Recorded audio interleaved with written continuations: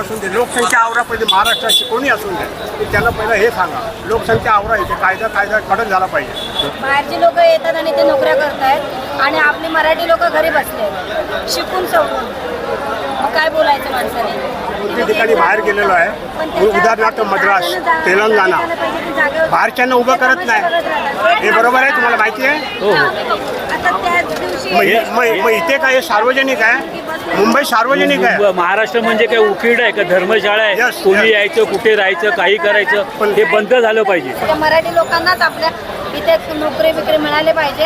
घरी बसले त्यांचं भविष्य आमच्या इथे आता वडाळ्याला किती सारे मुलं आहेत, ते शिकून 12वी झाले आहेत, कोण 15वी झाले आहेत, असे शिकलेले सवरलेले घरी आहेत, नोकरी नाही म्हणून सांगतात. कॉम्प्युटर वगैरे करून पण घरी बसले. VKC बांद्राला साहेब सगळे बाहेरची मुलं आहेत काम कंपनीमध्ये. त्या इथे इथे ॲड देत नाही कामाची, मग ती सगळी मुलं कुठून आली बाहेरची? एकही माणूस इथला नाही, मुलगा इथला नाही कामाला.